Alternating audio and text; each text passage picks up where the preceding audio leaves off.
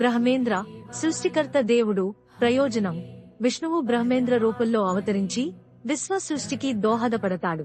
కేశవ దీర్ఘ కేశాలవాడు. ప్రయోజనం: కేశవ అనే పేరు విష్ణువు యొక్క దీర్ఘమైన కేశాలను సూచిస్తుంది. ఇది అతని శాశ్వత ఉనికి మరియు రక్షణకు ప్రతీక. గజేంద్ర మోక్ష ఏనుగు అవతారం. ప్రయోజనం: మొసలి బారి నుండి ఏనుగు గజేంద్రుని రక్షించడానికి విష్ణువు దివ్య శక్తిగా అవతరించాడు. ఇది బంధనాల నుండి విముక్తిని సూచిస్తుంది.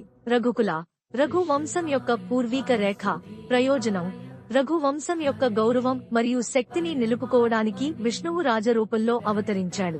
ఈ వంశంలో శ్రీరాముడు వంటి గొప్ప రాజులు ఉన్నారు. క్షీరాబ్ది విష్ణువు పాలసముద్ర విష్ణువు. ప్రయోజనం: విష్ణువు పాలసముద్రంలో నివసిస్తాడని చెప్పబడుతుంది. ఇది సృష్టి యొక్క సంరక్షణ మరియు జీవనాధారం యొక్క అంతిమ మూలాన్ని సూచిస్తుంది.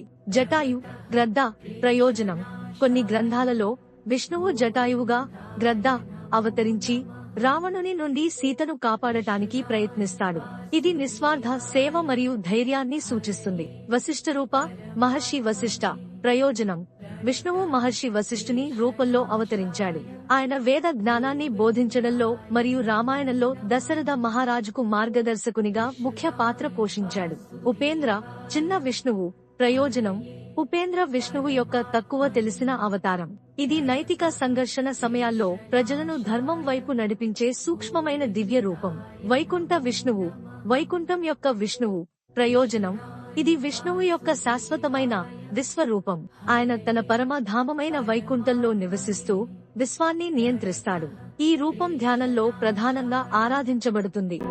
హరయే పరమాత్మనే ప్రణతః క్లేశనాశాయ గోవిందాయ నమః.